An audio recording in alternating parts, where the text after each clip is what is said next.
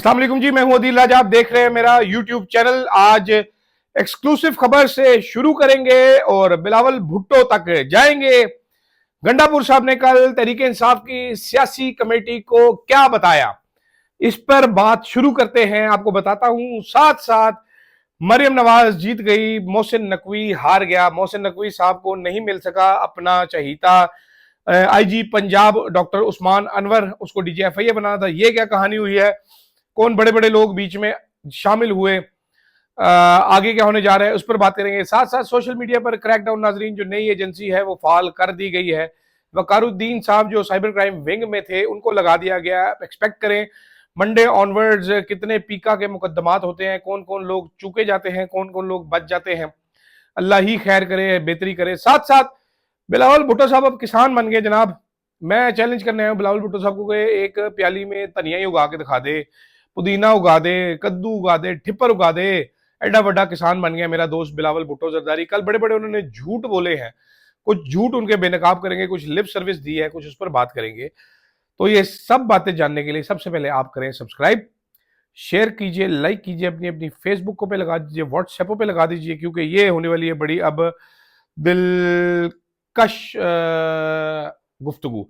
सबसे पहले गंडापुर साहब इमरान खान साहब से मिलकर आए थे जनाब। 2 घंटे की मुलाकात थी। उसके बाद उन्होंने कोई ब्रीफिंग नहीं दी थी अपनी पार्टी को, ये मैं आपको पहले बता चुका हूं। उन्होंने कुछ भी नहीं किसी को बताया, कख भी नहीं दसिया। मुलाकात करके आके दर वट के बैठ गए थे। फिर पार्टी में लोग पूछ रहे थे, तो गंडापुर साहब ने कहा मैं आज रात को सियासी कमेटी का इजलास है, उसमें बताऊंगा। मैं आपको अब एक्सक्लूसिवली बताता हूं कि सियासी कमेटी के इजलास में गंडापुर साहब ने क्या बताया। 3 चीजें, लंबी कहानी छोड़ के छोटी छोटी बातें बताते हैं जनाब। वो अमेरिका वाले जो आतिफ खान साहब हैं, जिनके ऊपर बड़ी तनकीद हो रही है कि एस्टेब्लिशमेंट ने उनको कल्टीवेट किया हुआ है, जिनके बारे में कहा जा रहा है कि वो दुबई जाके, पाकिस्तान जाके एस्टेब्लिशमेंट से मुज़ाकरात करते रहे, और ये जो पाकिस्तानी डॉक्टर्स भेजे थे अमेरिका से, आतिफ खान साहब ने ही भेजे थे। और इमरान खान की कॉज को नुकसान पहुंचाने का इल्जाम भी लगाया जा रहा है, पाक पैक को नुकसान पहुंचाने का इल्जाम लगाया जा रहा है आतिफ खान के ऊपर। मूंछ मेरी थोड़ी सी ढीली है, जरा टाइट कर लें इसको। हाँ जी, तो आतिफ खान साहब के बारे में गंडापुर साहब ने कहा जी, अगर आतिफ खान मुज़ाकरात कर रहा है एस्टेब्लिशमेंट से, तो वो बिल्कुल ठीक कर रहा है, मेरी उसको फुल बैकिंग है। ये चहम गोइयां जारी थी कि गंडापुर साहब और आतिफ खान साहब राब्ते में हैं, और शायद एक ही सिक्के के 2 रुख हैं। लेकिन गंडापुर साहब ने कल काफी हद तक कंफर्म कर दिया, जब उन्होंने बोला कि आतिफ खान साहब जो कर रहे हैं वो बहुत अच्छा कर रहे हैं, मेरी उनको फुल बैकिंग है, उनको मुज़ाकरात करने दिए जाएं और उन पर तनकीद ना करने दी जाए, ना की जाए तनकीद उनके। गंडापुर साहब का एक तो ये बड़ा इंकशाफ था। ये इंकशाफ सुन के काफी सारे तहरीक इंसाफ की सियासी कमेटी के लोग हके बके रह गए कि ये क्या कह रहे हैं, क्योंकि इमरान खान साहब से मुलाकात 2 घंटे की हुई थी। वहां से निकल के गंडापुर साहब ने ये बड़ी खबर दी, और भी बहुत सारी बातें कि मैं बड़ी चीजें आपको 3 बता रहा हूं। सेकेंडली जी, गंडापुर साहब ने बताया कि जी इमरान खान साहब ने उनको कोई एस्टेब्लिशमेंट से मुज़ाकरात का टास्क नहीं दिया, वो नहीं रजामंद एस्टेब्लिशमेंट से मुज़ाकरात पे। जियो न्यूज ने झूठी खबर चलाई है। ये खैर मैं आपको पहले ही बता चुका हूँ। ये सिर्फ इमरान खान पे प्रेशर डालने के लिए कंपनी की डेस्परेशन है, मुज़ाकरात चाहिए, जिस वजह से ऐसी खबरें चलाई जा रही है। इमरान खान साहब ने एग्जैक्ट जो अल्फाज इस्तेमाल किए थे मैं आपको वो भी बता चुका हूँ। आजम स्वाति को इस्तेमाल किया गया, गंडापुर, बैरिस्टर सैफ, तीनों को इमरान खान ने एक ही बात कही थी, और वो बात आपको मालूम है ऑलरेडी। इमरान खान ने कहा था मुझे कोई एतबार नहीं है इन पे, ये झूठ बोलते हैं, ये धोखा देंगे, तो मुझे कोई मुज़ाकरात का शौक नहीं है, तुमने करने करके देख लो, मेरी तरफ से कोई इजाजत नहीं है। तो गंडापुर साहब ने भी अब क्लियर किया। गंडापुर साहब ने कहा कि जनाबे वाला, ये जो है खबर जियो न्यूज ने जो चलाई है वो झूठी न्यूज खबर चलाई है, और ऐसी कोई बात मेरी इमरान खान के सामने। तीसरी बात जो गंडापुर साहब ने इमरान खान की हदायत जो बताई, जो मैंने पिक की है, तीसरी बड़ी बात, वो तीसरी बड़ी बात यह है कि हर जुम्मे को हर डिस्ट्रिक्ट में पूरे पाकिस्तान में तहरीक इंसाफ नॉन स्टॉप एहतजाज करेगी। एवरी फ्राइडे आफ्टर जुम्मे की नमाज के बाद एहतजाज का फैसला हुआ है। इमरान खान साहब ने जो कहा है, हदायत है, वो गंडापुर साहब ने ट्रांसलेट किया, आगे जाके सियासी कमेटी को सबको ऑर्डर्स जा चुके हैं। एक बार फिर आपको बताता हूं जनाबे वाला, सबसे पहले 3 चीजें गंडापुर साहब ने कल तहरीक इंसाफ की सियासी कमेटी को बताई हैं। पहली चीज, आतिफ खान अमेरिका वाला जो है, अगर वो मुज़ाकरात कर रहा है एस्टेब्लिशमेंट से, तो आप उस पर क्रिटिसाइज ना करें, मेरी उसको फुल बैकिंग है। ये गंडापुर साहब अपनी तरफ से कह रहे हैं, इमरान खान साहब का पैगाम नहीं, गंडापुर साहब ने बताया है। दूसरी चीज, उन्होंने कहा जी मेरी इमरान खान से कोई मुज़ाकरात के हवाले से बातचीत नहीं हुई है, कोई मुज़ाकरात जो हैं वो इमरान खान ने करने को नहीं कहा। जियो न्यूज़ ने झूठी खबर चलाई है, ये मीडिया झूठ बोल रहा है। तीसरी उन्होंने जो हदायत इमरान खान की रिले की हैं वो ये है कि जनाब आपने एहतजाज करना है, हर जुम्मे को हर डिस्ट्रिक्ट में तहरीक इंसाफ एहतजाज करेगी। तो एहतजाजों का सिलसिला शुरू हो रहा है। अब देखते हैं ये एहतजाज कैसे चलते हैं। ये रही थी नाजरीन गंडापुर साहब की जो ब्रीफिंग थी जो कल रात को, जिसमें मेन चीज़ें जो मैंने आपको बताई हैं। शॉकिंग चीज़ इसमें एक बार फिर वही है कि गंडापुर साहब कह रहे हैं जी आतिफ खान साहब बड़े अच्छे आदमी हैं, आतिफ खान साहब जो काम कर रहे हैं वो काम करते रहें, कोई तरीके इंसाफ का बंदा उन पर तनकीद मत करे, और ये बहुत फिट आदमी है और जो ये काम कर रहे हैं मेरी उनको फुल बैकिंग है। अब आगे चलते हैं जनाब। मोहसिन नकवी साहब गायब हुए मंजर आम से तलाल चौधरी के वजीर मुमलिकत बनने के बाद फिर नजम सेठी साहब ने इंकशाफ किया कि बड़े साहब की तरफ से मरीम नवाज को कहा कि जाओ उसको मना के राजी करो। मरीम नवाज साहिबा उससे मिलने के लिए पहुंची। मोहसिन नकवी साहब ने 1 घंटा उनको इंतजार कराया, बैठे रहे चीफ मिनिस्टर एक सूबे की। फिर मोहसिन नकवी साहब उनसे मिले। फिर मोहसिन नकवी साहब मिलने पहुंचे मियाँ साहब से। मरीम नवाज भी वहाँ पर थी, शक्लें देखने वाली थी दोनों की। साबिर शाकिर साहब की ट्वीट देखी अगर आपने नहीं देखी, उन्होंने जूम करके शक्लें दिखाई हैं कि कैसी शक्लें हवन्नक सी बनी हुई हैं। तो जाहिर ये किया जा रहा था कि मोहसिन नकवी साहब कुछ चीज़ें चाहते हैं पंजाब से जो कि उनको नहीं दी जा रही। उन चीज़ों में एक थे आईजी पंजाब डॉक्टर उस्मान अनवर साहब, वो लेके जाना चाह रहे थे एफआईए में काफ़ी अरसे से। मरीम नवाज इजाज़त नहीं दे रही थी, इससे पहले भी मरीम नवाज ने इजाज़त नहीं दी थी। तो सोचा ये जा रहा था कि ये मामला सॉर्ट आउट हो गया है, लेकिन नहीं। कल मोहसिन नकवी साहब को आईजी मोटरवेज को लगाना पड़ा, जो कि वफाकी वजारत के तहत इदारा है, उसको लेके आना पड़ा एज डीजी एफआईए, उनको लगाना पड़ा। वो भी कोई राजा साहब है।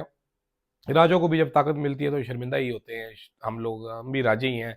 वो सिकंदर सुल्तान राजा देख लें आप, वो दूसरा राजा इनाम जज जज साहब जो है वो देख लें। अभी एक और राजा जो है ये डीजीएफआईए बन गया है। तो ये राजे जो होते हैं ना, ये पावर में कोई ठीक नहीं होते, नीचे नीचे ठीक खेल ले, मेरा ख्याल है ये शर्मिंदा ही किया। पता नहीं कौन से राजे आ रहे हैं ये मार्केट में, 2 नंबर राजे, कोई चार्जिंग वाले राजे, चाइना के राजे।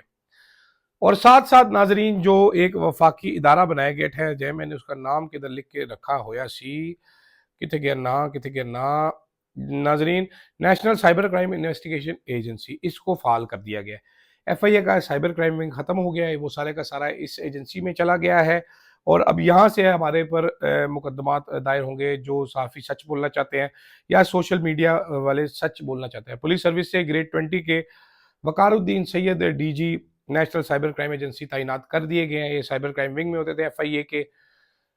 तो इसका मतलब आप समझ रहे हैं, इसका मतलब शहजाद अकबर साहब ने जो खबर दी थी कि बड़ा क्रैकडाउन आने वाला है, मैंने भी आपको ये खबर दी थी। मंडे के बाद से ये क्रैकडाउन फाल हो जाएगा और तुना तुना ताता तुना शुरू हो जाएगा सब लोगों का। आप देखते जाइए क्या होता है। खबरें तो फिलहाल तो ऐसी है। अब आ जाते हैं जनाब इस सिंधु देश के अजीम सपुत्र जनाब बिलावल भुट्टो जरदारी।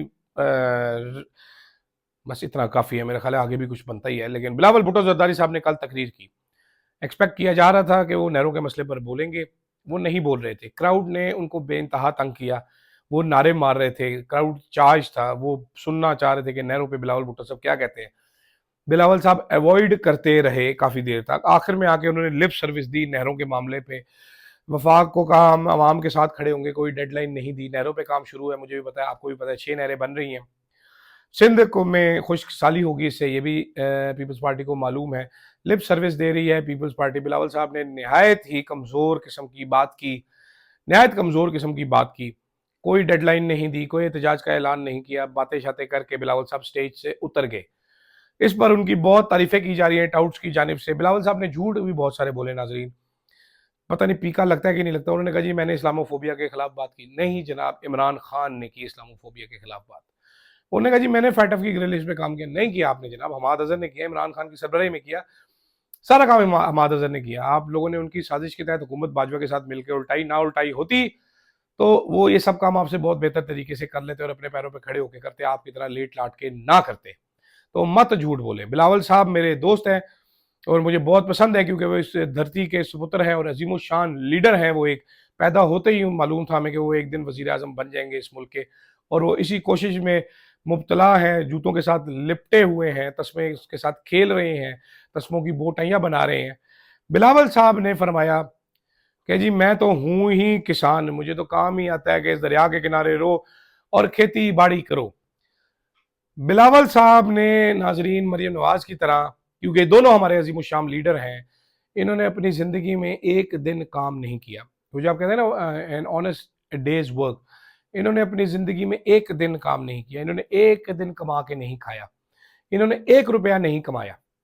बिलावल साहब ने दावा किया वो खेती-बाड़ी करते हैं, मुझे भी कोई पौधों-शौधों का शौक है थोड़ा-सा, मैं भी इधर ना धनिया-शनिया उगाता रहता हूँ, तो बिलावल साहब को चैलेंज है मेरी तरफ से कि जो छोटी कप्पी मिलती है ना बिलावल साहब प्लास्टिक की, जो आप दही भल्ले लेते हैं रशीद स्वीट्स से, जो पीछे प्लास्टिक बच जाता है, उसमें धनिया उगा कर दिखा दें। इतने बड़े आप अगर हैं ना खेती-बाड़ी करने वाले, तो उसमें धनिया उगा कर दिखा दें, उसमें पुदीना उगा लें, कोई सूरजमुखी के बीज ही फुटवा लें उसमें, कोई हमें पता चले टिप्पर उगा लें आप, कितने बड़े आप किसान हैं, मत मेहनत कशों का मज़ाक उड़ाएँ। आप कन्वीनिएंटली जब दिल करता है किसान बन जाते हैं, आप फ्यूडल लॉर्ड हैं, पैसे के ज़ोर पे गरीब हारी रखे हुए हैं आपसे, उनसे काम करवाते हैं, आप किसान नहीं हैं, आप नहीं हैं मेहनतकश, आप एलीट ऑफ द एलीट है जनाब, आपने नौकर के आगे, चाकर के आगे भोकरे रखी हुई हैं, तो मत गरीबों का मज़ाक उड़ाएँ, मौके की मुनासबत से गरीब मत बन जाएँ। आप फ्यूडल हैं, आपको क्या पता काम क्या होता है जनाब, आपने एक दिन मेहनत नहीं की ज़िंदगी में, एक दिन आपने काम नहीं किया, ना आपका ऐसा कोई करने का इरादा है। पहली नौकरी जो आपको मिली, वो आपको मिली एमएनए की, दूसरी नौकरी आपको मिली वज़ीर ख़ारिजा की। मरीम नवाज़ साहिबा को पहली नौकरी मिली एमएनए और साथ एमपी और साथ ही साथ चीफ मिनिस्ट्री। आप लोगों ने ज़िंदगी में कोई काम नहीं किया जनाब। तो मेहरबानी करें, गरीबों का, काम करने वालों का मज़ाक मत उड़ाएँ और धनिया उगा कर दिखाएँ। फिलहाल के लिए नाज़रीन इतना ही, इजाज़त दीजिएगा। अल्लाह हाफ़िज़।